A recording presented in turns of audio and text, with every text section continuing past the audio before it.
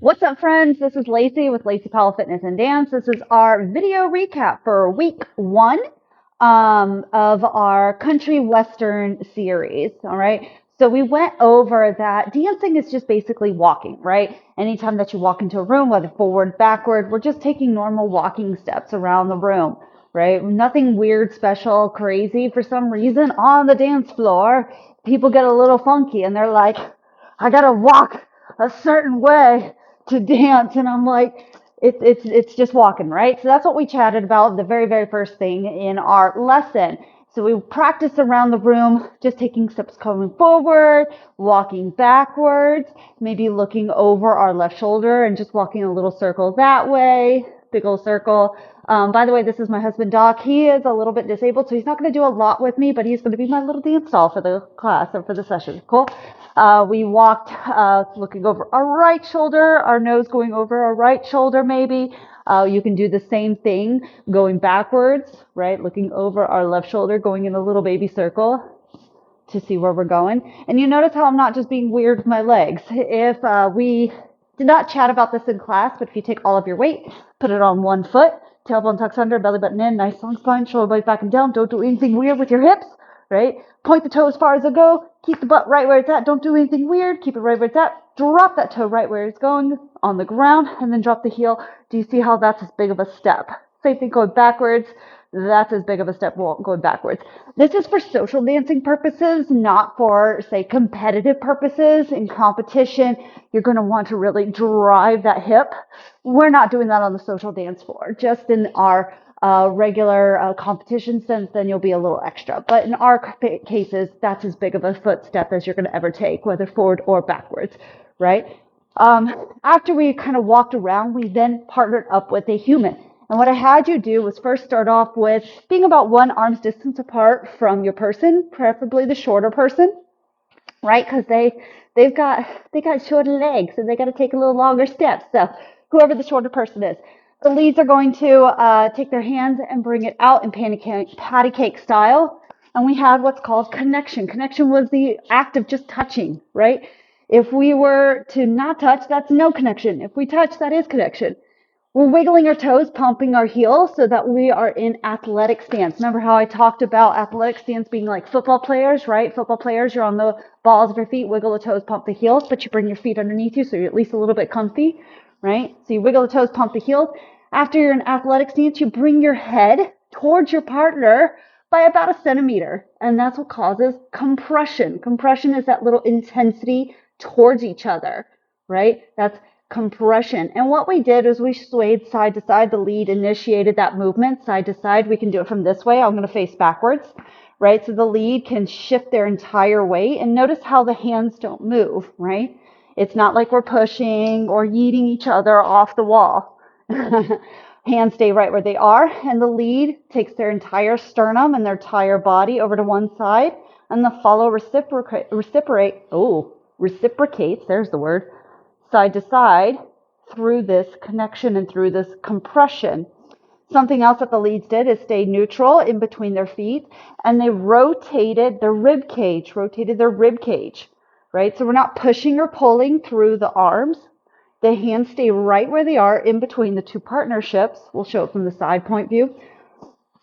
So still wiggle the toes, pump the heels, nice long spines. Hands are about the follower's eyeball level. That's just for comfort reason. You can go between the shoulder blade and the eyeball, and that makes it more comfortable for the follow. And in the leads, you're going to rotate your rib cage. And notice how the hands stay in between the partnership, right? We're not pushing or pulling anything. Did I hurt you? Okay, cool. It is through the rib cage, and that's how we create this rotation. Now, if you bring one foot back and one foot forward, so let's say the lead's left foot back and the follower's left foot forward, and you start to add this rotation, now we have a little bit more space to work with. And if the lead were to take a step forward with the left foot with rotation, now I can start walking in a circle. See that how that works? But nothing happened with the hands. They weren't pushing or pulling. So we talked about that. Then we talked about what's called extension. Extension we use like a lower hand hold where the hands are like a C-shape pattern. The leads can have like a game controller pattern as long as thumbs are out of the way. Nobody wants thumbs. No one wants uh, bruises on their hands, right? So he's got a C shape or Lego hand. I've got a C shape or Lego hand. We plop them in there. Armpit space allows us to have a little bit more room to play with. And here we're going to take little baby steps away from each other, little baby steps away from each other. Still athletic stance, still wiggle our toes, pump our heels, keeping our shoulder blades inside their pockets, not allowing the shoulder blades to pop out of their joints. That's gross. And this is called extension or stretch. This is ew, get away action, right? So as of same thing as the head going forward, just a centimeter for compression. We're still in athletic stance. We're taking our bodies away, our entire bodies away. This is extension going away. And we practice here, maybe rotating, right, through our bodies, not through our arms. And then we also, both in compression and in extension, we tried walking. So extension is great when the lead is going backwards, right? And he can flip around. Let's do it from this angle. He can walk backwards, Compression is great when the lead is walking forward, We'll do it this way, right? Right? So those are kind of good cheat codes. And then we talked about doing all that with rotation in circles around the room. Maybe Doc can try that. So we got this. Notice how he's using his rib cage to cause the rotation. Yeah? So in extension, whenever we flip to extension, going backwards, we can try that. Notice how he didn't use his hands. Then we talked about closed position. I did the baby shark, right? The baby shark or the follow is about 1 arm's distance. They go baby shark, back towards them. The lead goes nicely to the follower's spine, or at least the little squish in between the shoulder blade and the spine on the left side. So that space in between, you're going to keep that right there, and the follower's going to look over the left shoulder like, what was that? Start rotating around. Leads are going to keep their hand right where it's at, and then the followers relax their hands. You can use the opposite hand up here around the eyeball level, or if you want to be lazier, you can keep it at the shoulder blade level. Either is fine. Follower's left hand can either be at the bicep in front of the shoulder, or you can have it off here with like a beer in your hand. Don't do that at the ranch. That's going to make the dance floor sticky, okay? So you can have that here. What you don't want is the hand behind the shoulder blade, because if he tries to turn me, now I'm stuck, right? So if you don't want to do that. If you have a creepy partner that likes to pull you towards them, follows, this is a great space to have your hand in front of the deltoid, in front of that shoulder, and you can push that pressure point to make the leader go away from you a little bit, right? So we're here, now we have a mixture. We have a mixture of connection. We have the compression here and the extension here in our shoulder blade. Compression in the hand, just a baby, little tiny bit. It's nothing too much, maybe like a 2 out of 10 intensity. And here we got maybe like a 4 out of 10 intensity, right? Here the lead can now rotate their rib cage and can control that information, right? And the follow can reciprocate. If you need more intensity follows, if you're not getting it, what you can do is take your rib cage and rotate it slightly towards your partner's arm. Take your rib cage towards the left side. See how my sternum faces towards his armpits. Just a tiny bit, not too much. I'm not going to go like this. This is weird. Boob grab and everything's not great, okay? Maybe for some partnership, but not here. Right now, the lead can start off with their left leg, because leads always start off with their left. Follows can always, leads can start off with their left leg. Follows can always start off with the right leg. I'm flipping things backwards. Left leg leads, right leg follows, and the lead can walk backwards or forwards, whatever works best. Right? And we can just walk around the room, forward, backwards, in a circle. Backwards in a circle, maybe. Yeah? So that's how we got into this. Now, how do you not step on each other's feet? Right? So the good rule of practice is if your nose is in the sternum, that means you're going to step on people's toesies, right? You're going to take your nose off to the left side, to the left side. So the lead's nose goes over the follower's right shoulder, off to the left side. Mine goes off to the left side over my lead's right shoulder. Now, when I take a step forward or backward, or he takes a step forward or backwards, we're not going to actually step on each other with heels or not, okay? So that is a good practice. Then we talked about how this can be translated into 1-step, 2-step, and waltz, okay? 1 step, you're basically walking to the beat. 1, 2, 1, 2, 1, 2, 1, 2, 1, 2, 1, 2, right? If you want to add more of a folk rhythm to it, you can start to add a rib cage. 1, 2, 1, 2. Notice my rib cage lifts up. If you want to add a more Tejano feel, you add a scooping action. A lot of people teach it from a hip action. This is not as culturally accurate because of the vernacular origins of the dance where they had to pull weight behind them. So they had to use their rib cage to create movement. So with Tejano, you're using more of your rib cage. So even get an extra dance in there. So if you want to add more of a flair, you can use your rib cage to lift, right? But you don't have to. You really don't have to, right? This is just basic body mechanics. For waltz, you want to accentuate in your mind the count 2. So 1, 2, 3, 1, 2, 3, 1, 2, 3, right? So you don't want to look like this. 1, 2, 3, 1, 2. Like that's just too much. This is social dance. This is not super extra, right?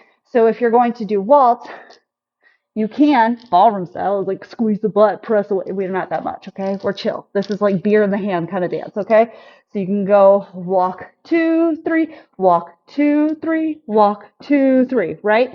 And a lot of people overthink country waltz because we're so used to ballroom bronze, which is in place or in a box, right? 1, 2, 3, 1, 2, 3. Country waltz deleted that. They were like, we're just going straight to silver, okay? In the ballroom well. So country was like, I don't want to do bronze. I'm going to go straight to silver. So just take walking steps, straight forward and backwards. So we got walk, walk, walk, walk, walk, walk, walk, right? And if you go to backwards, sorry, and walk, walk, walk, walk, walk, walk. Now put the emphasis in your brain, like a little breath, a little lift of the rib cage, not your toesies, not your ankles, but in your rib cage a lift on the 2. So you got 1, 2, 3, 1, 2, 3, 1, 2, 3. Yes. So that's going to give you that waltz feeling when you dance. If you want to be even more authentic, then you can take just a micro baby breath and a little extension of the timing. 1, 2, 3, 1, 2, 3. Notice how there was a teeny tiny bit of a delay, right? So that was waltz. And then you were able to do two-step. Two-step is just walking fast and then slow it down, right? So if you were to take 2 slow steps, we got slow, slow, quick, quick, slow, slow, run, run, slow, slow, run, run, right? Slow, run, run, slow, slow, run, run. Now that's country 2-step. Why does it work? Because it's just walking. It's like when you're going to the grocery store and you're lollygagging with your cart, and then grandma's going to get the last pair of cookies that you really, really wanted. So you got to run your booty over there, right? Squeeze your booty. It's not super big step. We're just taking a little faster step. So quick, quick, slow, slow, quick, quick, slow, slow. Notice how it's still walking steps. Some people, there are dialects or accents of country 2-step where they shuffle it or they even tap step it just to make it a little bit more regional and a little bit more spicy of their variations. Just like with waltz, just like with Tejano, just like with 1-step, rib cage movement, these are just accents and dialects to help emphasize the dance. So some people may do, let's say I'm doing the lead part, they may do a shuffle, step, step, quick, quick, slow, slow. Technically it works. Some people will do a quick, quick, step, touch, quick, quick, step, touch, right? Some people do that. Some people will do a hover. They will go quick, quick, slow, slow. Quick, quick, hover, hover, quick, quick, hover, hover, right? Some people will do that. These are all variations. These are all dialects. You can choose to do them. I like using body mechanics. I like using the way our bodies are meant to walk, which is passing our feet, right? So notice how my feet pass each other. One last thing that we chatted about was Not only can you do this forward, backward, side, right, you can go all around the room, but we have line of dance. Line of dance means that you're taking it like NASCAR. You're doing a left-hand turn around the room, right? So that's how we do our dance. So regardless of wherever you're going, so we go quick, quick, oh, slow, slow, quick, quick, slow. So it's always going to be around the room, left-hand turns. Da, da, doom. If he chooses to go backwards, it's still the exact same direction. Now, how does the follow get turned around? If you think line of dance is train tracks, whenever a train has to pass each other, one train has to go off the track into another pair of tracks, and then the other train can pass by it. So let's say two trains are coming at, one train has to come off the track and wait. They have to wait. The other track can go, and then they can come back. Maybe they have to reverse and then come back. That's fine.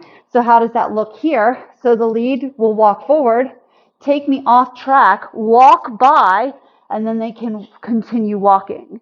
Yeah, so that's how the follow gets flipped around from the lead. If you think about it like that, both on the left side and the right side, you can do either one. Do you know how to do it the other way? Yeah? So notice how he put me off to the side and then he continued walking. To make it a little bit easier for you, Lees, you can utilize your rib cage so that you're not taking crab walk steps, right? You can totally take crab walk steps, that's on you. But whatever feels best for your body in this moment. We're just doing basic beginner stuff. I think that was pretty much everything we went over. So you already learned one step, two step, waltz, technically Tejano, if you want to pull that in there. If you want to practice, you can always practice at home by finding a wall, right? And going into athletic stance, going into compression. Maybe you can grab onto your fridge, right? You got a fridge door and you can hold onto the fridge door and pull away just a tiny bit. We don't want to open up the fridge door and eat them open, right? You can practice looking over your shoulder, going around in a circle, walking around, making sure that you're wiggling your toes, pumping your heels at all times. Thank you so much, and I cannot wait for week 2.